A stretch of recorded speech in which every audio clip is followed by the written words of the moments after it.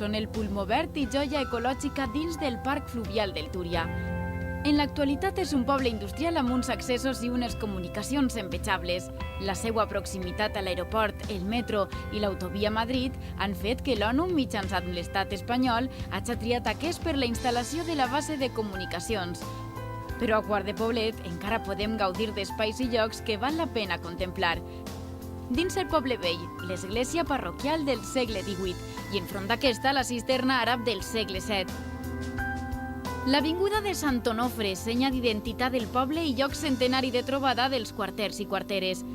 Passejant per ella gaudirem del parc i l'ermita del mateix nom, dedicat a l'ermità i patró del poble.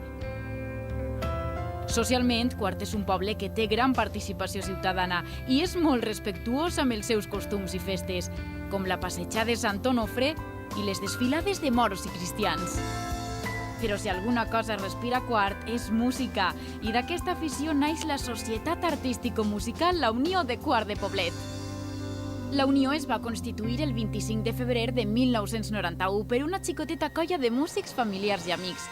Immediatament es crea la banda simfònica, fent-se el concert presentació a Quart de Poblet el mes de juny d'aquell mateix any. La Unió realitza nombroses gires i concerts, sent les més rellevants les de l'illa de Mallorca, la República Txeca, la Seu d'Urgell i Puigcerdà. El primer esdeveniment en el que participà fou el certamen provincial de bandes de la Diputació de València l'any 1994, guanyant el segon premi de la secció segona. Des d'aquell moment, la Unió obté premis importants en tots i cadascun dels certàmens als que acudix. El 14 de març de 1999, aquesta societat musical va inaugurar la seu social i l'Escola de Música. La Unió és pionera en projectes socials d'integració musical de persones amb discapacitat intel·lectual i amb el desenvolupament d'activitats musicals als joves d'aquest poble. Actualment, la Unió compta amb 561 socis, una banda simfònica dirigida pel director en Gaspar Sanchís i Castillo, amb un planter de 120 músics federats i una banda juvenil de 70 educants i, a més, una escola de música amb 200 alumnes. Aquesta societat musical la presideix en José Aurelio Morcillo i García i està celebrant en aquest 2011 el seu 20è aniversari. 20 anys fent música, 20 anys de la Unió.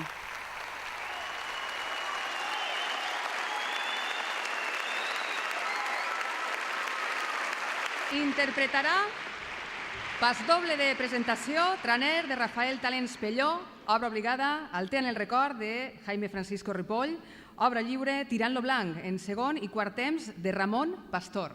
Un aplaudiment per a aquest compositor, Ramon Pastor, autor de Tirant lo blanc, que també ens acompanya avui.